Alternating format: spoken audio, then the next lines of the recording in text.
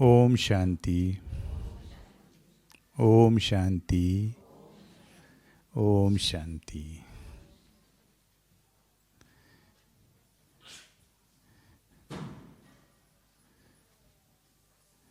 कितना प्यारा गीत सुना ना। क्या गीत था? बाबा है प्यारा दिलों का। कितना प्यार करता है बाबा, है ना। वो प्यार के आधार से हम जुड़े ना, भगवान से जुड़े हैं, प्यार के आधार से जुड़े हैं ना। अनुभव होता है सबको ईश्वरीय प्यार। किस किस को अनुभव होता है? सबको होता है।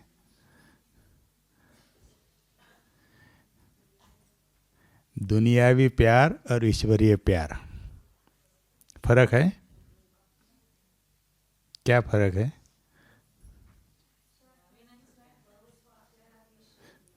जी, जो आगे बैठ सकते हैं आगे आ जाइए थोड़ा सा। निस्वार्थ प्यार, दुनियावी प्यार में सब प्रकार का। ऐसे नहीं कि केवल पति पत्नी का प्यार या कुछ दोस्तों का प्यार। बेटे का माँ के साथ, पिता के साथ, दोस्तों के साथ, सभी रिलेशन में होता है ना। कोई कोई बहुत अच्छा रिलेशन होता है, लेकिन उसमें और ईश्वरीय प्यार में क्या फ़र्क है?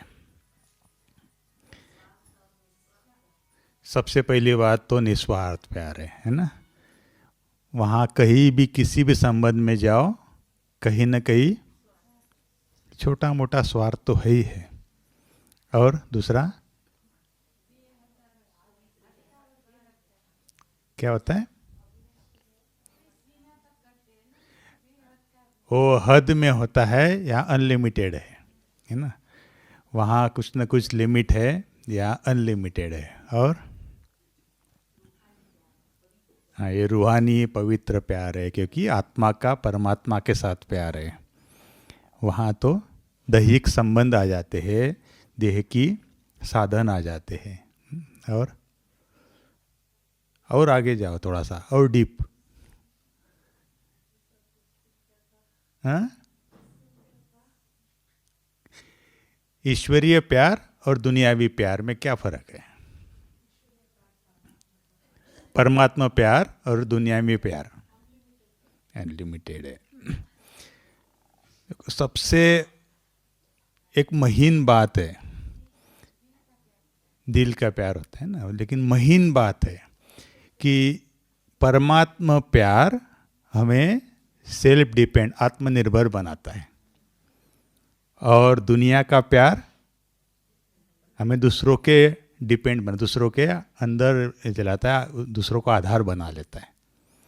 जिससे भी प्यार होता है ना, तो उसको हम आधार बना लेते हैं। और जब आधार बना लेते हैं तो क्या होता है? एक्सपेक्टेशन बढ़ जाती है, अपेक्षाएं बढ़ जाती है। और जब अपेक्षाएं बढ़ जाती है, फिर क्या शुरू होता है? फिर दुख शुरू होता है। तो दुनियावी प्यार अल्पकाल के लिए सुख देता है, बहुत काल के लिए दुख देता है। और ये ईश्वरीय प्यार, परमात्मा प्यार सदा काल के लिए सुख देता है। जब ईश्वरीय प्यार, परमात्मा प्यार की अनुभूति होती है ना, तो हम एकदम जैसे हल्के हो जाते हैं, सारे बोझ समाप्त हो जाते हैं। और दुनियावी प्यार में थोड़ा तो आता है ना, चाहे कितना भी हम पवित्र रिश्ता रखें, कितना भी हम प्योर फीलिंग्स रखें, लेकिन फिर भी थोड़ा सा आता है कि नहीं, इसने मेरे लिए इतना किया है, इसने मेरे लिए उतना किया है, तो मुझे ये करना पड़ेगा, चाहे न चाहे करना पड़ेगा। तो थोड़ा सा बंधन फील होता है। परमात्मा से कनेक्ट होने के बाद हम सभी के प्रिय बन जाते हैं, है ना। बाबा से प्यार हो गया तो सारे अच्छे लगने लगेंगे। और उस दुनियावी प्यार में किसी एक से कनेक्ट हो गए तो सबसे कट जाते हैं बाकियों से कट जाते हैं। तो कितना फर्क है ना। और उस प्यार का सबसे बड़ा स्रोत जहाँ बैठे हैं हम लोग, मधुबन, है ना। बाबा ने प्यार से एक एक कण एक एक यहाँ का कणा कणा बाबा ने अपने हाथ से प्यार से सींचा है। दादियों ने अपने प्यार से स्नेह से पूरा मधुबन भर दिया है, और उस मधुबन में हम सभी बैठे हैं। तो यहाँ एकदम इजीली है ना, सहजता से उस प्यार का, उस कशिश का अनुभव हो जाता है। नहीं, यहाँ योग लगाना पड़ता है क्या? नहीं पड़ता ना, अपने आप लग जाता है, क्योंकि यहाँ इतना प्यार का वातावरण बाबा ने, स्वयं परमात्मा ने बना के रखा है हम बच्चों के लिए। तो प्यार का रिटर्न क्या होता है? जब इतना प्यार दे रहा है तो हम बाबा को क्या दे रहे हैं रिटर्न में?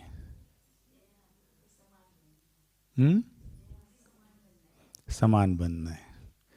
आप लोगों के पास डायरी है क्या? अगर लिख सको ना तो लिखो कि अगर बाबा ने मुझे टच नहीं किया होता, हमको तो बाबा ने चुना है ना,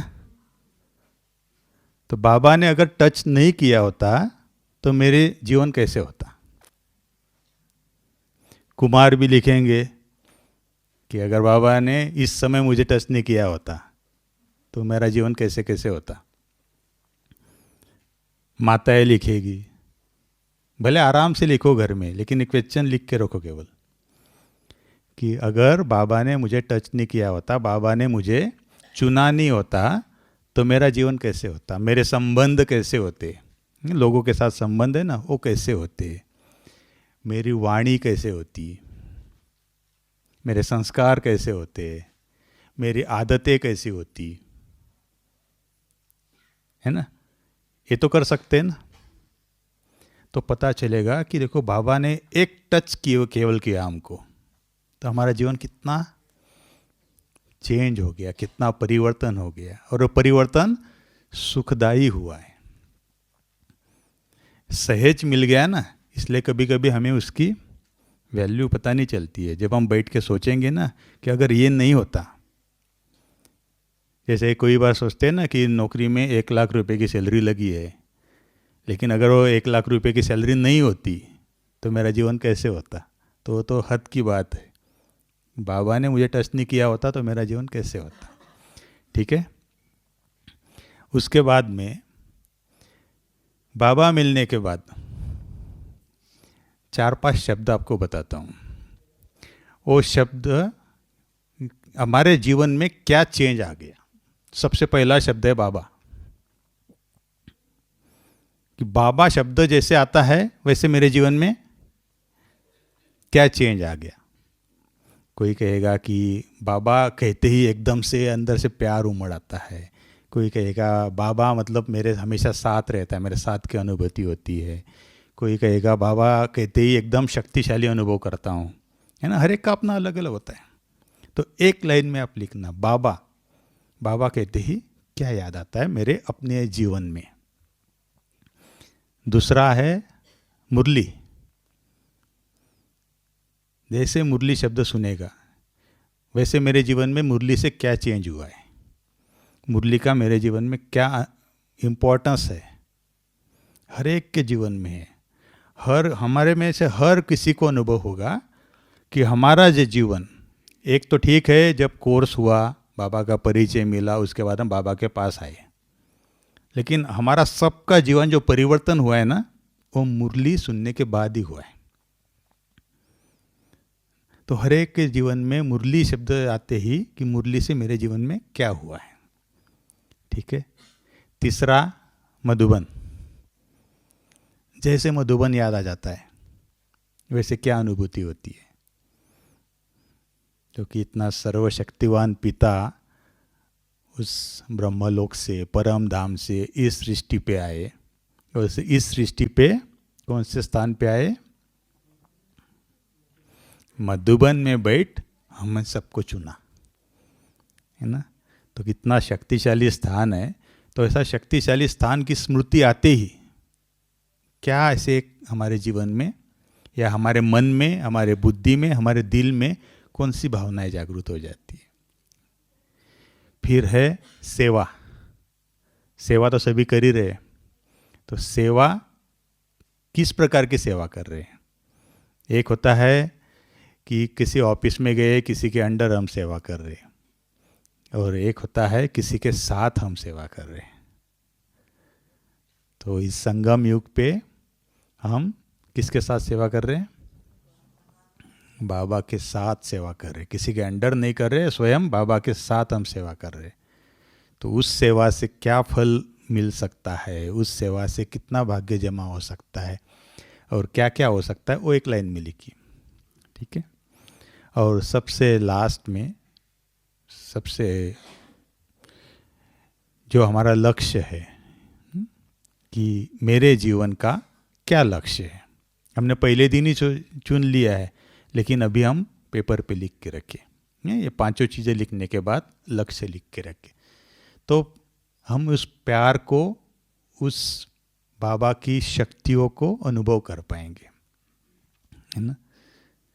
देखो बाबा हर चीज़ हमें रोज़ सिखाते हैं, बस ज़रूरी है कि हम उसे किस तरह से अपने जीवन में लाते हैं। और लाने का सहज तरीका है कि उस ज्ञान को स्वरूप बन जाओ, है ना। जो ईश्वरीय प्यार का एक और सबूत यह है कि ईश्वरीय प्यार में हम ज्ञान स्वरूप बन जाते हैं। बाहर कोई भी परिवार दुनियावी प्यार में, किसी भी प्यार में ताकत नहीं है कि हम नॉलेजफुल बन जाएंगे, ज्ञान स्वरूप बन जाएंगे। किसी प्यार में ताकत नहीं है, केवल परमात्मा प्यार में है। ठीक है। तो इससे प्यार के लाइट हाउस पे मधुबन में बैठ के, या जहाँ भी हम बैठे हैं, है तो मधुबन में, है तो बाबा के साथ, तो उस प्यार के सागर को अनुभव कर हम ये सारी चीज़ें अपने जीवन की थोड़ा सा रिवाइज कर लेवे, तो पता चलेगा कितना प्यार से बाबा पाल रहा है। एक एक चीज़ का मेरे जीवन में कितना ड्रामेटिक चेंज हुआ है, कितना फ़ायदा हुआ है। इसके साथ में अगर कोशिश करके दो चीज़ें भी लिख सकते कि क्या बाबा का बनने के बाद क्या मेरे जीवन में फ़ायदे हुए हैं, चाहे स्थूल फायदे चाहे सूक्ष्म फायदे, उसकी भी लिस्ट बना के रखेंगे ना, तो हमें हमेशा काम आएगी। ये सारी चीज़ें ना एक होमवर्क की है, और रोज़ हम इसमें एडिशन करते जाए तो बहुत गहराई से इस प्यार का अनुभव होगा। आज की बाबा की मुरली में बाबा ने पुरुषार्थ के लिए कहा कि सबसे अच्छा पुरुषार्थ कौन सा है? हाँ, दूसरों का जीवन बनाना। सबसे अच्छा पुरुषार्थ दूसरों का जीवन बनाना। देखो कितनी बड़ी जिम्मेवारी भगवान ने हमारे ऊपर दी है ना, कि हम दूसरों का जीवन बनाने के निमित्त बन गए। वैसे तो करण करावनहार बाबा है, लेकिन बाबा ने हमें बीच में रखा है।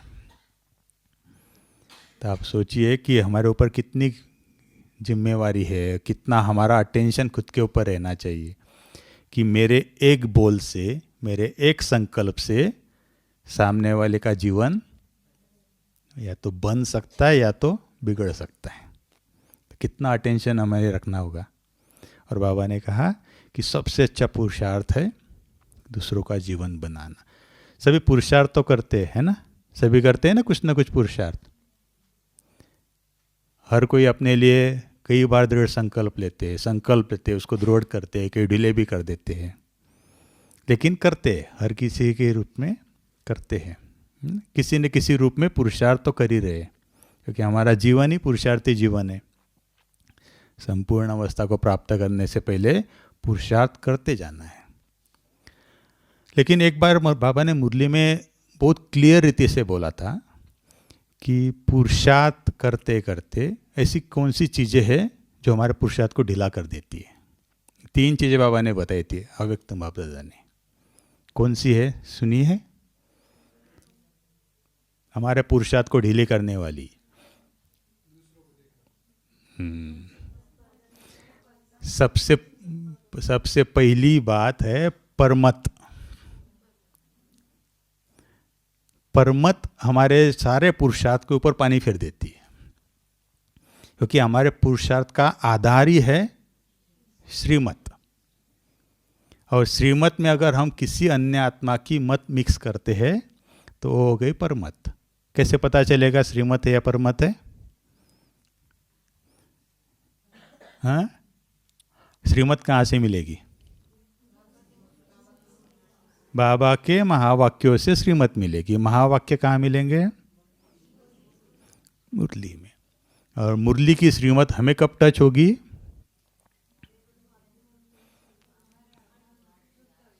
हाँ,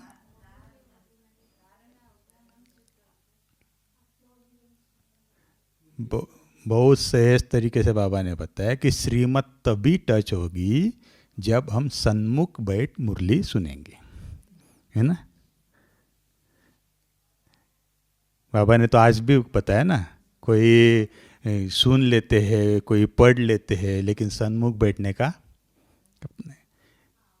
मधुबन है, मधुबन में कई बार ऐसे होता है कि सेवाओं में हम लोग बिजी होते हैं, तो उस समय हम मुरली सेवा करते करते सुनते हैं। लेकिन बाबा ने कहा है कि ब्राह्मण जीवन का नियम है सन्मुख बैठ मुरली सुनना। तो कई बार सेवा में भी है तो भी हम खुद को बाबा के सन्मुख समझे, क्योंकि है तो बाबा के सेवा में ना, स्थूल सेवा में, किसी पर्सनल सेवा में तो है नहीं। तो हम बाबा के सन्मुख समझे तो बाबा हमें अपने सन्मुख बिठा लेता है। मेरा एक छोटा सा अनुभव है, मैं कई बार सुनाया, वैसे आप लोगों ने सुना भी होगा। जब हम शुरू शुरू में मधुबन में आए ना, तो बहुत ऐसे कशिश तो होती है, मधुबन में समर्पित हुए उस समय, और ख़ास करके टोली बनाने की सेवा करते हैं। तो टोली बनाने की सेवा भी इसीलिए मतलब दिल को अच्छी लगती थी कि भगवान का भोग अपने हाथ से बनता है ना। वो एक सबसे बड़ा एक क्या कहें, छोटा सा स्वार्थ ही कहेंगे, तो उसके आधार से वो सेवाएं कर रहे थे। तो यहाँ समर्पित होने का पहला साल, और शिवरात्रि का दिन था, शिव जयंती दूसरे दिन शिव जयंती होने वाली थी, और हम लोग मधुबन में सेवा कर रहे हैं अपने टोली किचन में। कुछ मिठाई बना रहे, बादाम की मिठाई, जो फ्लैग होस्टिंग होता है ना, उस समय बांटने के लिए मिठाई बनाई जाती है, तो बना रहे थे। उस समय इतनी मतलब 5,000 से ज़्यादा पार्टी थी, तो सेवाएं बहुत थी, तो कंटिन्यू दिन भर हम वो टोली बना रहे हैं। या ओम शांति भवन में बाप दादा, अव्यक्त बाप दादा की पधरामणी हुई, बाबा मुरली चला रहे हॉल में, लेकिन हम लोग किचन में सेवाएं कर रहे हैं। तो वो सेवा करते करते इतनी कशिश अंदर से हो रही है कि हम लोग मधुबन में आए बाबा को सन्मुख मिलने के लिए, लेकिन हम लोग देखो कर्मणा सेवा में लगे हुए हैं। तो बाबा ऐसे एकदम से दिल ये हो रहा था कि बाबा कैसे करेगा, वो कैसे आपके पास आवे। और उस रात को 11:30 बजे हमारे आत्म प्रकाश भाई आए किचन में और कहते हैं कि अभी ऐसे है, अभी आप बंद करो और जाओ ओम शांति वन में सब जाओ, बाबा से मिल लो, फिर उसके बाद हम सवेरे वापस अमृत वेले शुरू करेंगे। तो सब खुश हो गए, फटाफट वहाँ से दौड़े, कपड़े चेंज किए और दौड़ के ओम शांति भवन गए। तो बुद्धि में तो यही होता है ना कि इतना लेट जा रहे तो सारा हॉल पैक होगा, तो हम एकदम सबसे लास्ट में गए, देखा तो बहुत एकदम पैक, ओवर पैक हॉल है, लोग खिड़की में बैठे हैं, कोई खड़े हैं, ऐसे ऐसे करके। फिर हम लोग देखते थोड़ा सा आगे की तरफ चलने लगे कि कई जगह मिल जाए तो घुस जाए अंदर। छोटे बच्चे, उस समय तो ज़्यादा एज नहीं थी। फिर देखा कि सामने पट पे थोड़ी सी जगह खाली पड़ी थी, तो हम लोग दौड़ के गए और वहाँ बैठ गए। और जैसे बैठ गए ना, तो वो अनुभव मेरे जीवन का एकदम जैसे कहे ना सर्वोच्च अनुभव जैसा, कि वहाँ बैठने के बाद जैसे कि एक समाधि जैसे लग गई।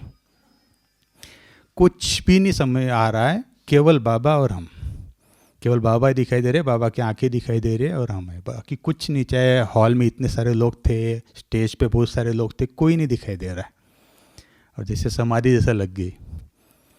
और थोड़े समय में देखा कि वही बाप दादा ऐसे चल के जैसे एकदम नज़दीक आके खड़े हो गए, और जैसे वो खोया हुआ था उसी समय एकदम से जैसे ऊपर से वर्षा हो गई, बारिश हो गई, तो पूरा ऐसे जैसे शरीर झकझोर गया।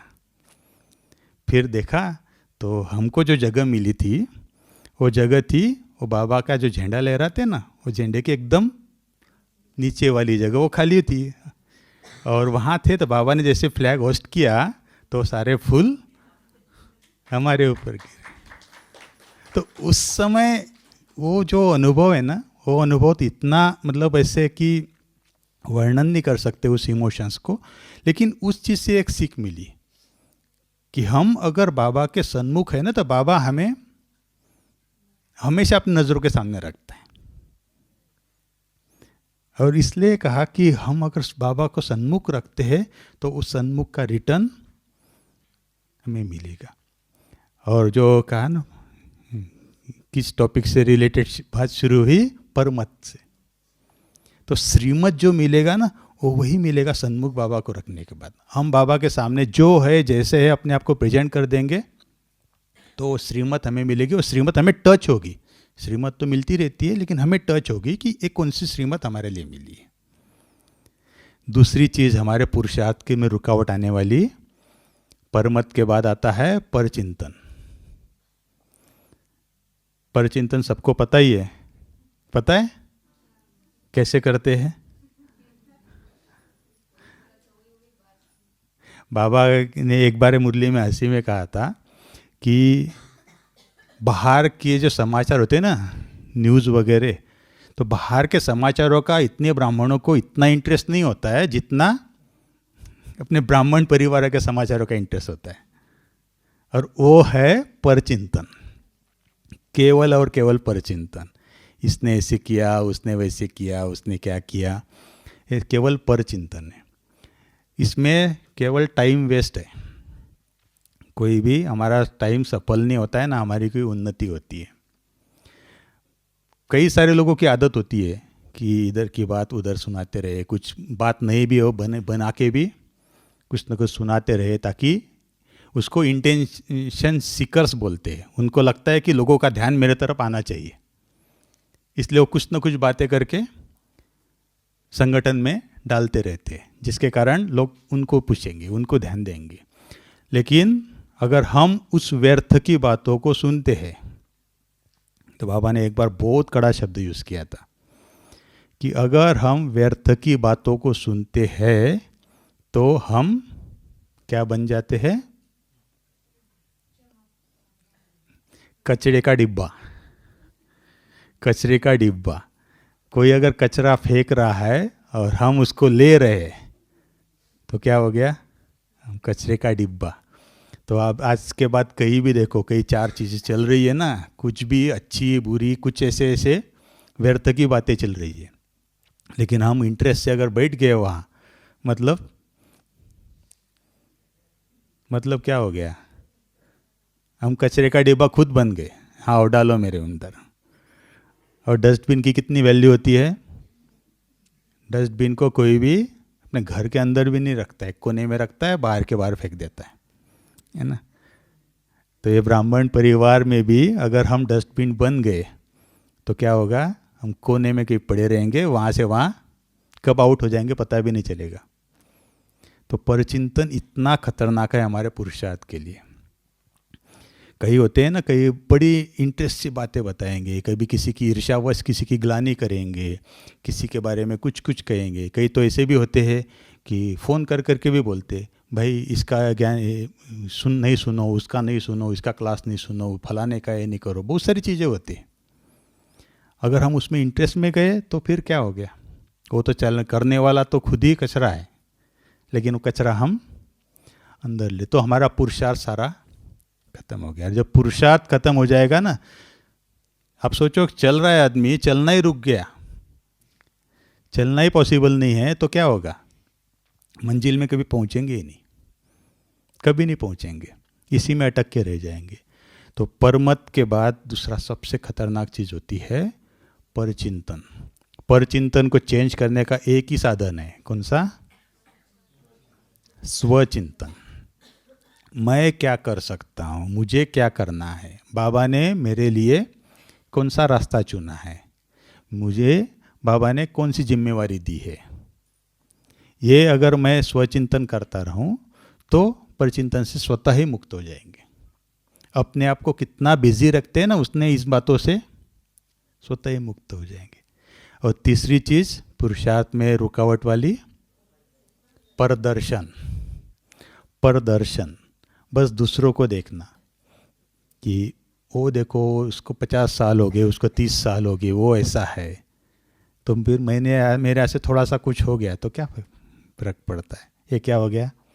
प्रदर्शन। अब वो निमित्त है, उसको इतनी जिम्मेवारी है, लेकिन वो भी ऐसे करते हैं। वो इतने पुराने हैं लेकिन वो भी ऐसे करते हैं, तो ये क्या हो गया? प्रदर्शन। और जो व्यक्ति केवल दूसरों का दर्शन करता रहेगा ना, वो हमेशा, दूसरों का दर्शन कौन करते हैं? भगत करते हैं। वो कभी पूज्य नहीं बन सकते। जो प्रदर्शन की जिनको आदत लगती है ना, वो कभी पूज्य नहीं बन सकते। वो हमेशा दूसरों को पूछते ही रहेंगे। मैं तो कई बार अपने खुद ही सोचता हूँ कि कोई व्यक्ति अगर मेरे बारे में कुछ सोच रहा है ना, लगातार सोचता जा रहा है, तो मैं सोचता हूँ कि मैं जब ये भगत बन के मेरे सामने आया होगा ना व्यक्ति, तो शायद मेरे से कुछ देना बाकी रह गया होगा, इसलिए अभी निरंतर चिंतन करता है हमारे बारे में। तो प्रदर्शन करने वाला व्यक्ति बस उसी में खोया रहता है, तो पुरुषार्थ उसमें भी खत्म हो जाता है। पुरुषार्थ करना पड़ेगा क्या? दूसरों को देखने के लिए पुरुषार्थ करने की जरूरत ही नहीं है, स्वतः ही सब कुछ होता है और व्यक्ति वही का वही रुका रहता है। तो पुरुषार्थ में आने वाली ये 3 चीज़ें हैं: परमत, परचिंतन और प्रदर्शन।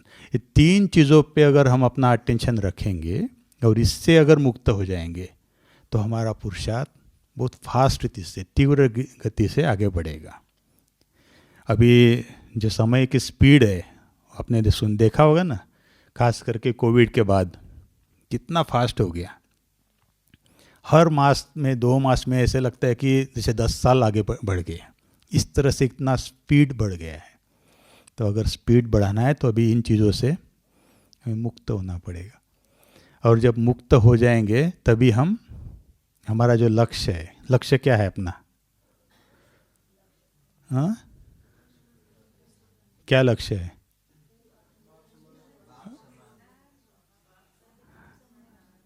बाप समान बनना और संपूर्ण अवस्था। संपूर्ण अवस्था कैसी?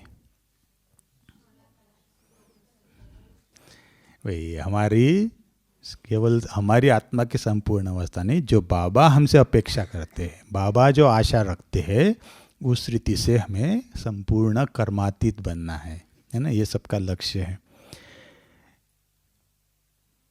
देखो, इन चीज़ों में चलते हुए, ज्ञान मार्ग में चलते हुए, पुरुषार्थ करते हुए, अपने लक्ष्य तक पहुंचते समय भी अगर हम अपने जीवन में कुछ एक ऐसे असूल बना देते हैं ना, कुछ ऐसी चीज़ें हम अपने ठोस अपने जीवन में लाते हैं, तभी जीवन एक आदर्श जीवन बन जाता है। और ये सारी चीज़ें जो कहा ना, कमजोरियाँ, फिर उसके ओवरकम करना, ये जो स्ट्रगल है, ये जो आपस में मेहनत करनी पड़ती है ना, इससे मुक्त हो जाते हैं। तो इसके लिए एक छोटा सा एक पुरुषार्थ आप लोगों को हम सजेस्ट करते हैं। हम भी आजकल उस पर अटेंशन रख रहे हैं, उस चीज़ को, कि अपने जीवन से, अपने जो माइंड है, मन है, उसमें से 2 शब्दों को हमेशा के लिए निकाल दीजिए। एक है हर्ट और दूसरा है होल्ड। हर्ट मतलब क्या है, समझा है इंग्लिश में? हर्ट मतलब अपना दिल जब दुख जाता है ना, कुछ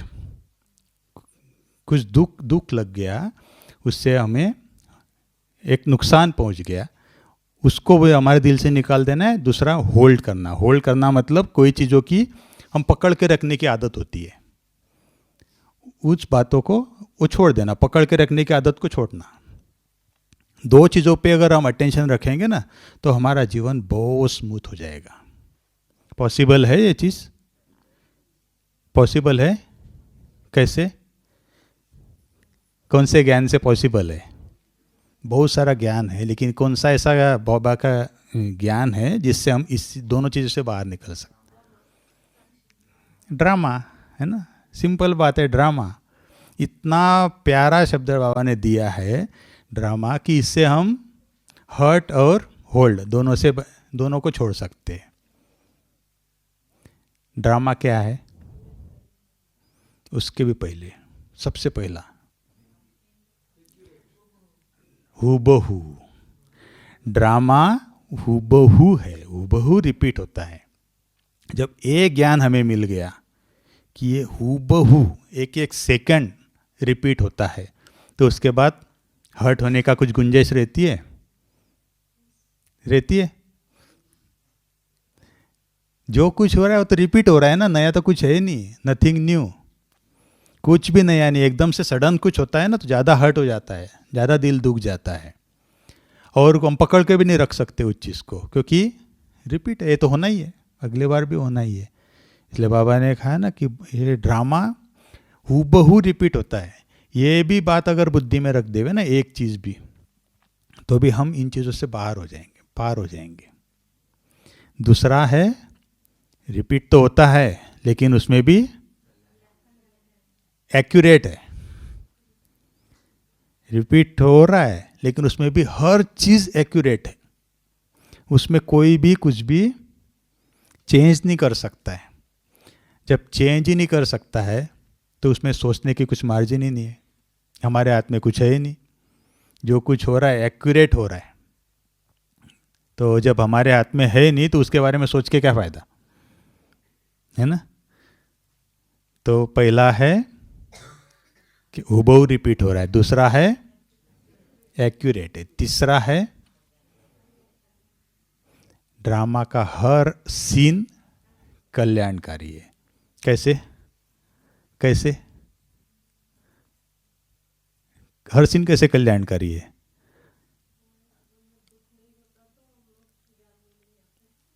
नहीं, लेकिन हर सीन, एक सीन नहीं ना, हर सीन कल्याणकारी है।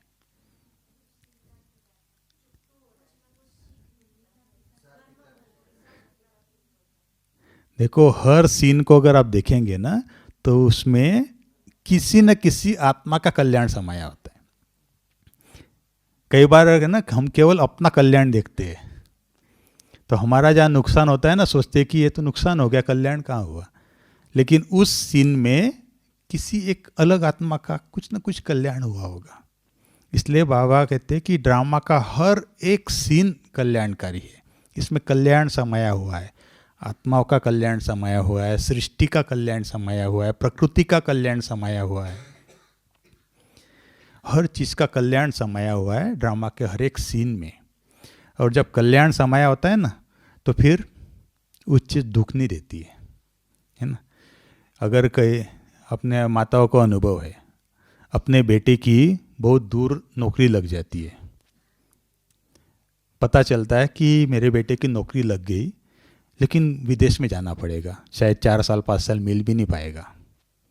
लेकिन पता चलता है कि वो नौकरी इतनी बड़ी है कि बहुत अच्छा सैलरी भी, ये भी मिल रहा है, पैकेज भी मिल रहा है, पैसा भी मिलेगा और उसका लाइफ बन जाएगा, लाइफ सेटल हो जाएगा। तो माँ को पता चलता है ना इसमें कल्याण है, उसका भी कल्याण है, अपने परिवार का भी कल्याण है। तो माँ क्या करती है, खुशी खुशी उसको छुट्टी देती है ना, खुशी खुशी छुट्टी रहती है, क्योंकि उसको पता है कि भले दूर जा रहा है लेकिन कल्याण है। तो ड्रामा के हर सीन में किसी न किसी आत्मा का कल्याण है, तो उसमें दुख की फीलिंग ही नहीं आएगी, खुशी खुशी उस चीज़ को डील करेंगे, खुशी खुशी उस ड्रामा के सीन को एंजॉय करेंगे, क्योंकि उसमें कल्याण है। उसके बाद कल्याणकारी तो है लेकिन ड्रामा संपूर्ण पॉजिटिव है। बाबा ने मुरली में कहा है ये चीज़, ड्रामा का हर एक सीन पॉजिटिव है, कुछ न कुछ अच्छे के लिए ही एक सीन में बनाया गया है, या सीन क्रिएट होता है, या सीन प्ले होता है। ड्रामा कभी नेगेटिव नहीं हो सकता है। तो जब पॉजिटिव है, कुछ अच्छे के लिए हो रहा है, तो हमें उस चीज़ को होल्ड करके रखने की ज़रूरत नहीं, और आगे बढ़ते जाए और अच्छे से अच्छा हो जाए। उसके बाद भी बाबा ने एक चीज़ और मुरली में कही है जो शायद आप लोगों को याद नहीं होगी, कि ड्रामा न्यायप्रिय है, न्याय संगत है, क्योंकि कर्म अकर्म विकर्मों के हिसाब किताब के आधार से ड्रामा बना हुआ है। तो कभी भी किसी के ऊपर भी ड्रामा के किसी सीन में अन्याय हो ही नहीं सकता। अगर मेरे पे आज कुछ नुकसान दिख रहा है लेकिन उसका कुछ अकाउंट कुछ अलग जो है वो चुकतू हो रहा है, तो हर एक सीन, हर एक घटना, हर एक व्यक्ति के साथ संबंध, हर एक स्थान के साथ संबंध संपूर्ण न्यायोचित है, न्याय के आधार से है, क्योंकि कर्म अकर्म विकर्मों के अकाउंट के आधार से ड्रामा चलता है। तो जब इतना ज्ञान हमें आएगा तो ड्रामा का हर एक सीन कल्याणकारी लगेगा ना, फिर एंजॉय करेंगे, उसमें खुशी होगी। और सबसे लास्ट में क्या है ड्रामा? एक्यूरेट हो गया, न्यायप्रिय हो गया, पॉजिटिव हो गया, कल्याणकारी हो गया, बना बनाया तो हो ही गया ना, इसलिए तो एक्यूरेट है, निर्दोष है और बाप को सब पसंद। ड्रामा परफेक्ट है, उसका हर एक विधान परफेक्ट है, उसमें थोड़ी सी भी चेंज की गुंजाइश नहीं है, परफेक्ट है, संपूर्ण है, संपूर्ण विधान है। और जब कोई चीज़ परफेक्ट होती है जिसमें चेंज की थोड़ी सी भी गुंजाइश भी नहीं होती है, तो जैसी है वैसे हमें स्वीकार करने में हमारी भलाई होती है। तो ड्रामा का हर एक सीन इतना परफेक्ट है, हर एक का रोल भी परफेक्ट है ना। कोई मूवी होती है ना, तो मूवी में क्या होता है, हीरो के अलग अलग रोल देते हैं, उसका आपस में प्यार करना भी परफेक्ट होता है ना। वो सब लोग उसको कॉपी करना चाहते हैं। हीरो का रोना भी परफेक्ट होता है, और जब रोता है ना तो सबको लगता है कि बस रोता है आदमी तो ऐसे ही रोता है। इवन उनका मरना, शरीर छोड़ते हैं ना, वो सीन भी परफेक्ट होता है। सबको लगता है कि देखो शरीर छूटे तो ऐसे छूटे, है ना। हीरो लगता है ना, कोई हीरो का शरीर छूट जाता है, किसने क्लाइमेक्स आ जाए कुछ छूट जाता है, कुछ ना कुछ त्याग की भावना से होता है, कुछ ना कुछ होता है। सबको लगता है अगर शरीर किसी का छूटना है तो ऐसे छूटे। अगर किसी के ऊपर कुछ प्रॉब्लम्स आते हैं, एग्ज़ाम्स आते हैं, और उसके बाद वो उसमें से बाहर आता है, तो भी लगता है कि अरे पेपर आने चाहिए तो ऐसे आने चाहिए, है ना, क्योंकि परफेक्ट है।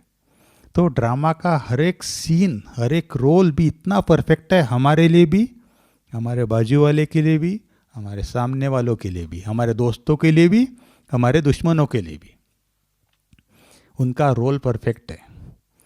और जब वो अपना रोल परफेक्ट प्ले कर रहा है तो बस हमें अपना रोल करना है और कुछ करना ही नहीं है ना। उसके डायलॉग वो याद रखे, हमारा रोल हम याद रखें, और हम अपना रोल अगर परफेक्ट करेंगे तो फिर जो खुशी मिलती है ना, वो खुशी भी किसी लिमिट में नहीं आती है, क्योंकि हमने अपना काम अच्छा किया, है ना।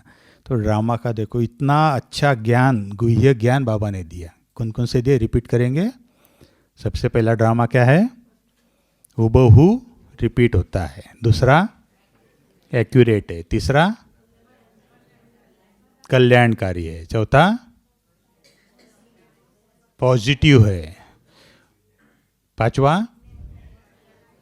न्यायोचित है। और छठवा परफेक्ट है।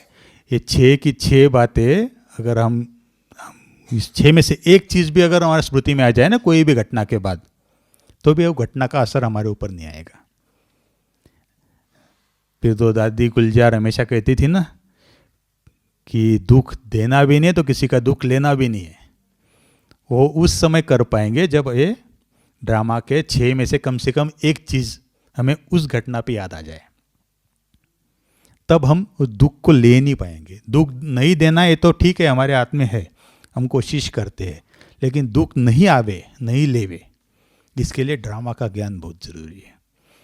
और जिसको ड्रामा का नॉलेज मिल गया, जो ड्रामा के ज्ञान में सक्षम हो गया, उसको कोई भी चीज़, कोई भी परिस्थिति, कोई भी व्यक्ति, कोई भी वस्तु, कोई भी समय हिला भी नहीं सकता है। हिला सकता है जब सब कुछ हमारे पास है, आंसर शीट है पूरी हमारे पास, तो उसके बाद कोई कुछ नहीं हिला सकता है।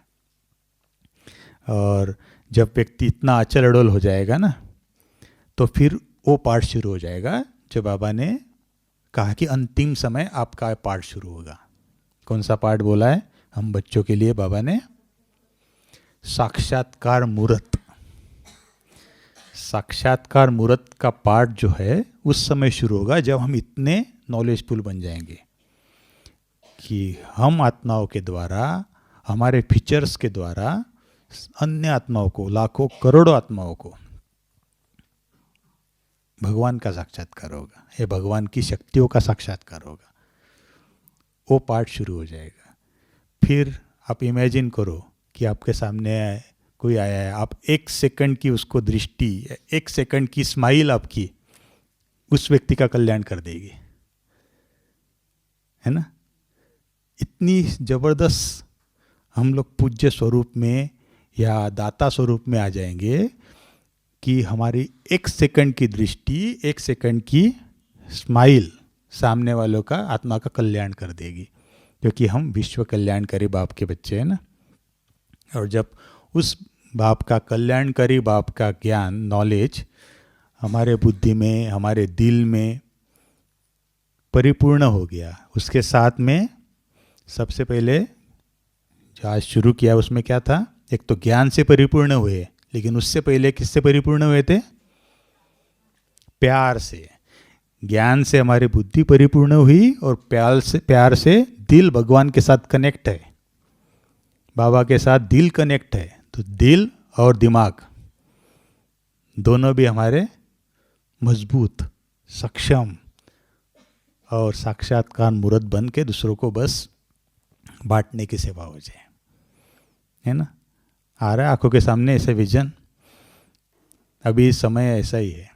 अभी वाचा के द्वारा, कर्मों के द्वारा आप सोचो कि पहले जैसी प्रदर्शनियाँ लगे, बहुत सारा हम ज्ञान सुनावे, वो तो चलता रहेगा, लेकिन उसके साथ में अभी लोग नोट करते हैं कि ये जो सामने आ रहे हैं ना, ये कैसे चलते हैं, कैसे बोलते हैं, इनके आँखों से, इनके चेहरे से क्या वाइब्रेशंस आते हैं, वो सब भी नोट कर रहे हैं। और उसके कारण हम अपने आप को उस तरह से तैयार करें, तभी उनके सामने साक्षात्कार मूर्त बन के जाएंगे। तो फिर किसी को ये नहीं कहना पड़ेगा ना कि फ़ोटो निकालने के लिए कहते हैं ना, स्माइल प्लीज़, क्योंकि हमारे स्माइल के लिए तो सारे लोग खड़े हो जाएंगे कि एक बार हमें मुस्कुरा के दृष्टि दे देवे, एक बार हमारे तरफ नज़र भी घुमा देवे। अभी भी देखते हैं ना, दादिया देखो, इतने 1-1 लाख 2-2 लाख के प्रोग्राम हुए, कितने लाखों लोग आए थे। और सारी आत्माओं की क्या अपेक्षा होती थी कि बस एक बार दृष्टि मेरे ऊपर पड़ जाए, है ना। तो दादिया ने अपने आप को इस तरह बनाया, इसलिए उनकी दृष्टि के एक पल की दृष्टि के पैसे हो गए आत्माएं। बाबा क्या करते हैं, डायमंड हॉल में जब आते हैं तो कितना बड़ा हॉल होता है, कोने में बैठा है, कहाँ बैठे है, लेकिन बाबा की एक दृष्टि चली जाए तो बस धन्य धन्य हो। अभी हम वीडियो में देखते हैं, है ना, रिवाइज मुरली चल रही है, उस समय भी बाबा की 1 सेकंड के लिए, 1 पल के लिए दृष्टि अगर हमको मिल जाए ना, तो हम सोचते हैं कि बस आज मिल गया, क्योंकि उन दृष्टि में इतना वरदान भरा हुआ है, इतना वरदाता बन के सब कुछ हमको देने के लिए तैयार है भगवान। वैसे ही हमारी जो स्थिति है, साक्षात्कार मूर्त तब बनेगी जब हम दिल और दिमाग के साथ बाबा की नॉलेज और शक्तियाँ और दिल प्यार से बाबा के साथ जुड़ जाए, तो हम इस सेवा के लिए तैयार हो जाएंगे। ठीक है, तो सभी बाबा के सेवादारी बच्चे हैं ना, सेवादारी तो है ना सभी। कौन से सेवादारी है? हाँ, पांडव भवन के सेवादारी ऐसे, अथक सेवादारी, विश्व कल्याणकारी है ना, विश्व सेवादारी है, पूरी विश्व की सेवा। विश्व में सेवा में क्या क्या आएगा? कौन कौन सी सेवा करनी है? मनसा वाचा कर्मणा, संकल्पों के द्वारा, पिक्चर्स के द्वारा। लेकिन इसमें सेवा में बाबा ने एक बार मुरली में एक बात कही थी, देखो बहुत महीन बात है, कि अगर आप सेवा करते हो तो आपको 1 मार्क्स मिलेगा, एक सेवा का 1 मार्क्स मिलेगा। लेकिन वो सेवा अगर धारणा युक्त सेवा होगी तो आपको 10 मार्क्स मिलेंगे। क्योंकि सेवा करना कोई बड़ी बात नहीं है। बाहर भी जाएंगे ना, गुरुद्वारे में जाएंगे, मंदिरों में जाएंगे या किसी संस्थाओं में जाएंगे, वहाँ भी सेवा के लिए लोग जाते हैं, है ना। वहाँ भी कुछ भी उनसे अपेक्षा नहीं करते, ना उनसे कुछ रिटर्न में लेते हैं, लेकिन सेवा करके आ जाते हैं। लेकिन अगर हम धारणा युक्त सेवा करेंगे, धारणा पता है ना, धारणा युक्त सेवा किसको कहेंगे? सम्मान देना नहीं, धारणा युक्त सेवा किसको कहेंगे? जीवन में धारण करके और सेवा करना, उससे भी आगे धारणा युक्त सेवा, जिसके 10 मार्क्स मिलेंगे।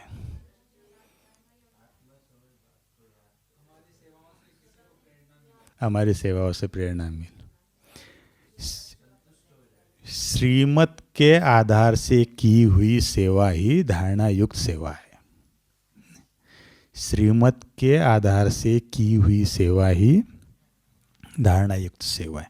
तो हमारी जो भी सेवा है, कई बार ऐसे लगता है ना कि हमको श्रीमत नहीं मिली है, कहीं से परमिशन नहीं मिली है, लेकिन हमको लगता है कि नहीं ये होना चाहिए, इसलिए हम जुट जाते हैं उसमें, इतनी मेहनत करते, लेकिन उसके बाद में भी रिजल्ट 0 हो जाता है या बहुत कम मिलता है। उसका कारण ये है कि हमने पूरी तरह से श्रीमत के आधार से नहीं किया। कई बार क्या होता है कि हम जो सेवा करना चाहते हैं ना, तो हम एक सामने वालों को समझा नहीं पाते, कन्विंस नहीं कर पाते, इसलिए कई बार हमको वहाँ से परमिशन नहीं मिलती है। लेकिन अगर श्रीमत लेनी है तो एक ही तरीका है, क्या बाबा के पास बोल दो। बाबा जिस आत्मा को, जो निमित्त आत्मा होंगे, जिसके द्वारा आपसे सेवा लेनी है, उस आत्मा को बाबा स्वतः ही टच करेंगे और उसके द्वारा आपकी सेवा होगी। लेकिन हम अगर मनमत मिक्स करेंगे ना उसमें, तो हमारा ही नुकसान होगा और फिर भारीपन आ जाता है, संबंध भी खराब हो जाते हैं, ऊपर से भारीपन भी आ जाता है और फिर रिजल्ट 0।